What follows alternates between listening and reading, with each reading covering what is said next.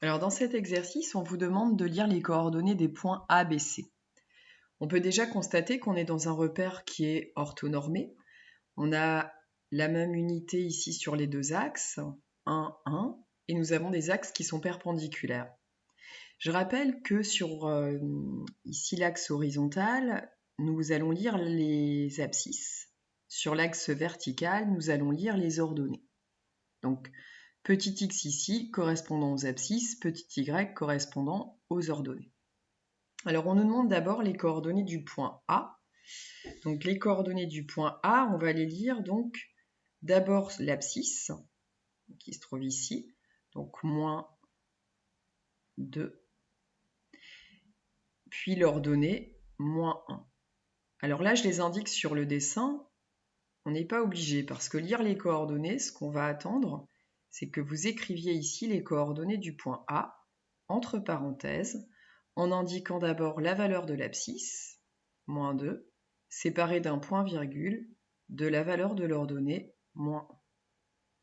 Donc là, les coordonnées de A, moins 2, moins 1. Puis les coordonnées de B, que l'on va lire de la même façon, en lisant d'abord l'abscisse, qui vaut 1, puis l'ordonnée, qui vaut ici 2.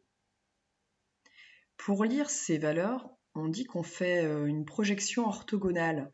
C'est-à-dire on projette, c'est un peu comme une goutte d'eau qui tomberait de B sur le sol, ici horizontal, pour lire les abscisses, et une goutte qu'on projetterait sur un mur pour lire ici les ordonnées. Donc c'est ce qu'on verra plus tard, on parle de projection orthogonale. Et pour le point C, si je projette orthogonalement sur l'axe des abscisses, je lis une abscisse qui est égale à 2. Et là, je projette orthogonalement sur l'axe des ordonnées et je lis une ordonnée qui vaut moins 1. Là, j'ai lu les coordonnées des points A, B, C. Maintenant, on change la position des points A, B, C. On travaille toujours dans un repère qui est orthonormé. On lit les coordonnées de A. On projette sur l'axe des abscisses moins 2.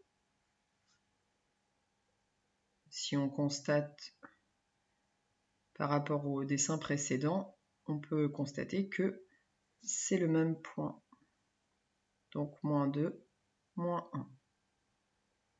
Le point B en revanche a changé de place et lui, il se trouve sur l'axe des abscisses.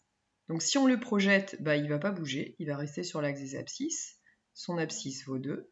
Si on projette orthogonalement maintenant sur l'axe des ordonnées, il va arriver à cet endroit et on lit ici comme ordonnée 0.